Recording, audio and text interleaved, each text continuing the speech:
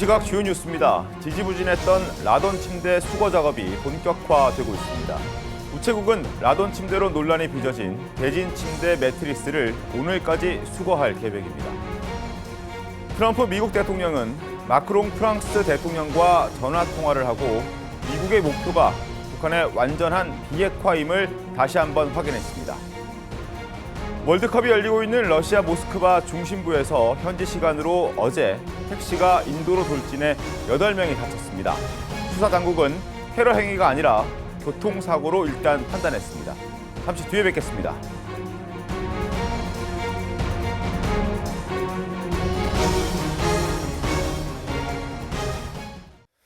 시청자 여러분 안녕하십니까? TV조선 아침 뉴스 시작합니다. 휴일인 오늘은 예년같이 초여름 날씨가 이어질 예정입니다.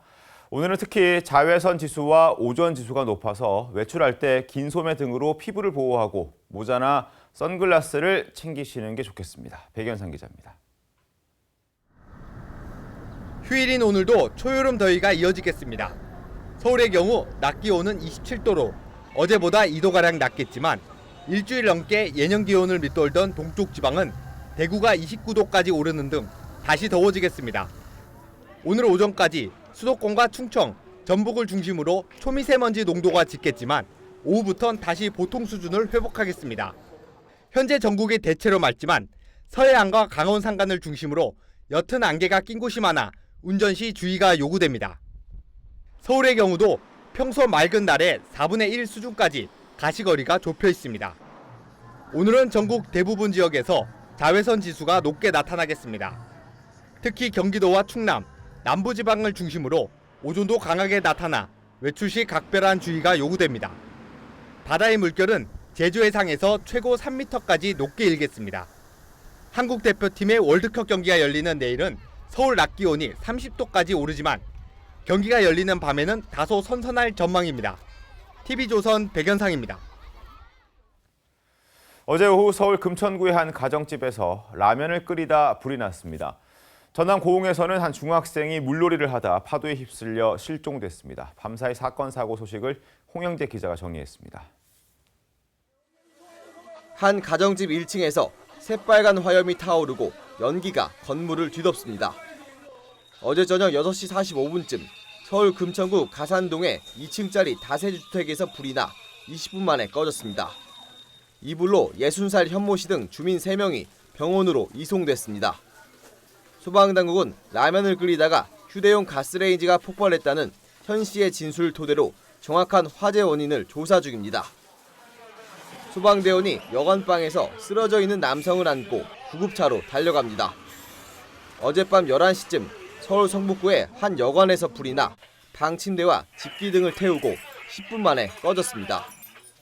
소방당국은 이 여관 장기 투숙객이 술을 마시고 홧김에 부탄가스에 불을 붙인 것으로 보고 있습니다.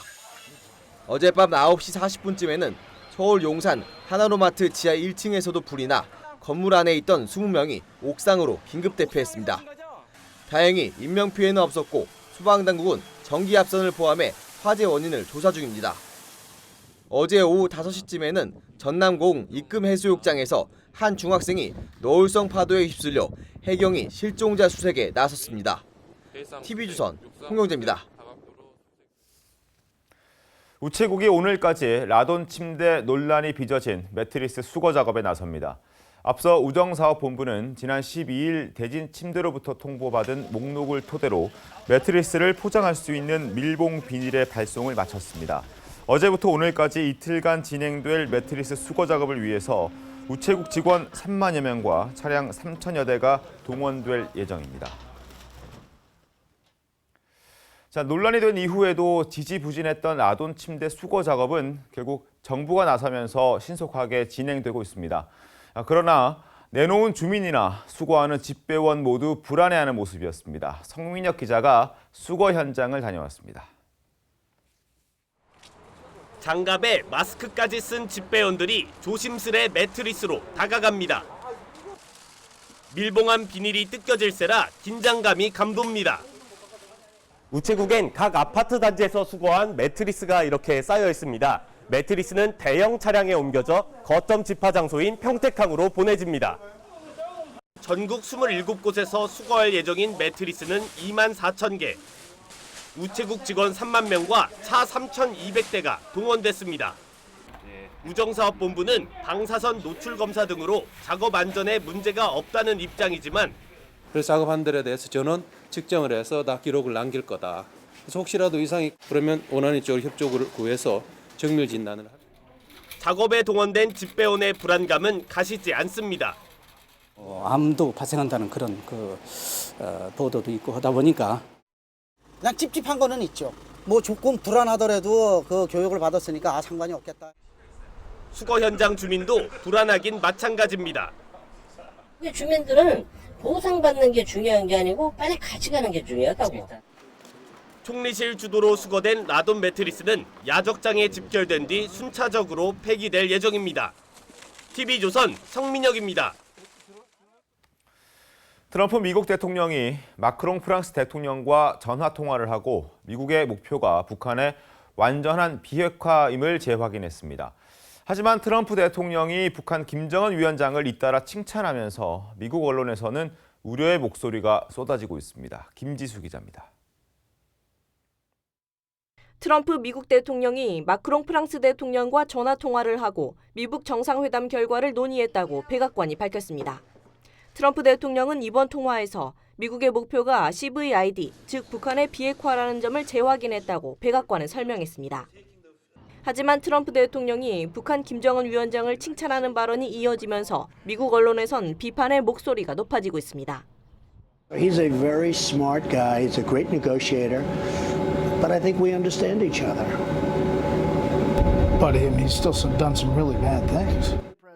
트럼프 대통령은 김정은 위원장이 말할 때 북한 사람들이 차렷 자세를 한다며 내 사람들도 똑같이 했으면 좋겠다고 말하기도 했습니다. 이에 대해 워싱턴 포스트는 권위주의를 향해 이런 수위의 선망을 입박해낸 미국 대통령은 없었다고 꼬집었습니다. 인터넷 매체 악시오스도 트럼프가 미국의 오랜 우방들과 거리를 두는 반면 논란이 많은 지도자나 독재자들과 친해졌다고 평가했습니다. TV조선 김지수입니다.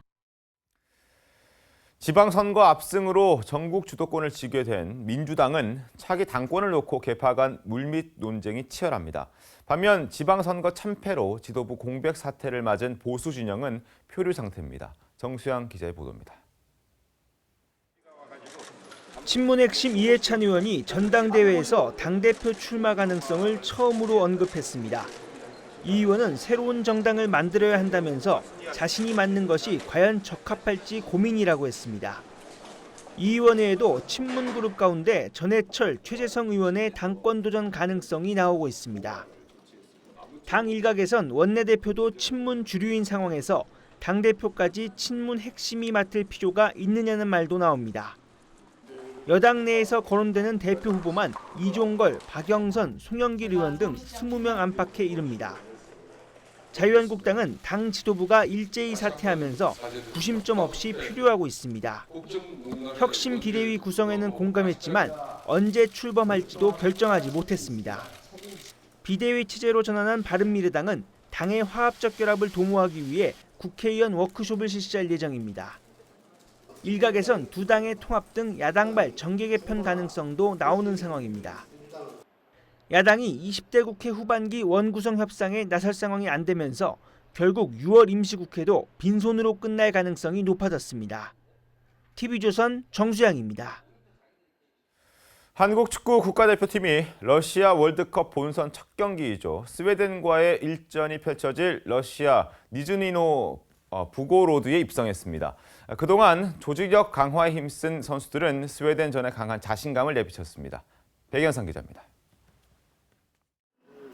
16강 진출에 분수령이 될 스웨덴전을 하루 앞두고 대표팀이 결전의 땅 니즈니 노브고로드에 도착했습니다. 선수들은 러시아 도착 후 한 차례의 공개훈련과 세 차례의 비공개 훈련을 거치면서 컨디션을 끌어올렸습니다. 결전의 순간을 앞두고 선수들은 자신감을 내비쳤습니다. 분명히 저는 좋아질 거라고 생각을 하고 있고요. 그게 아마 이제 월드컵 첫 경기 정도 되면 저희들이 어느 정도 궤도에 오르지 않을까. 대표팀 신태용 감독은 비공개 훈련 등을 통해 스웨덴과 정보전을 벌이며 조직력을 최대한 강화한 것으로 알려졌습니다.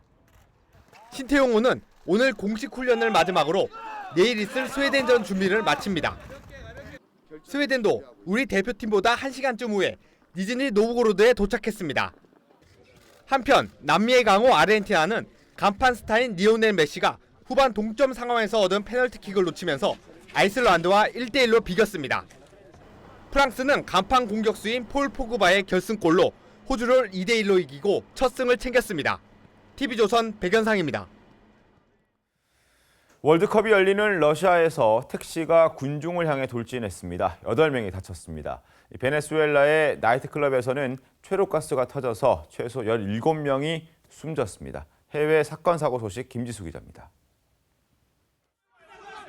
황급히 달아나는 남성을 뒤쫓는 사람들. 사고를 낸 택시 운전기사를 시민들이 붙잡는 모습입니다. 현지 시간 16일 월드컵이 열려 관광객이 몰린 러시아 모스크바 시내에서 택시 한 대가 인도를 향해 돌진했습니다. 8명이 다쳤고 그 가운데 1명은 중상입니다. 택시가 돌진한 방향엔 멕시코팀 경기복을 입은 사람들이 있었던 것으로 전해집니다. Может быть, но тогда я не знаю, может быть, я ничего не могу сказать. Я просто видела, что вот в толпу туристов въехали. Было много людей, как можно выехать на этот тротуар, где много людей. 수사 당국은 일단 테러가 아닌 사고로 판단했습니다. 택시 기사는 키르기스스탄 면허를 가진 것으로 확인됐습니다. 베네수엘라 수도 카라카스의 나이트클럽. 주인 잃은 신발이 여기저기 흩어져 있습니다. 현지 시간 16일 새벽 졸업 축하가 진행되던 이 클럽에서 싸움이 났고 누군가 최루가스를 터뜨렸습니다. 500여 명이 입구로 몰리면서 적어도 17명이 숨졌습니다. 이 가운데 11명은 밀폐된 공간에 가득 찬 최루가스에 질식한 것으로 추정됩니다. Hubo una fiesta que estaban en la fiesta y la broma y lanzaron una bomba lacrimógena en el baño y dejaron cerrado el establecimiento bajo amenaza y los muchachos no se pudieron ir. 경찰은 최루가스를 터뜨린 것으로 추정되는 인물과 나이트클럽 소유주 등을 체포했습니다. TV조선 김지수입니다. 순수한 동심을 밝고 따뜻한 그림으로 나타낸 소년 김부연 그가 바라본 아이전이 24일까지 조선일보 미술관에서 열립니다. 이번 전시는 김부연의 초기작부터 최후작까지 30여 점을 통해 예술 세계를 조명하는 약식 회고전으로 기획됐습니다. 작가 김부연은 경쾌한 식감으로 대중에게 친숙한 일상적 소재를 그린 어른아이 작가로 알려져 있습니다. 지금까지 뉴스였습니다. 시청해주신 여러분 고맙습니다.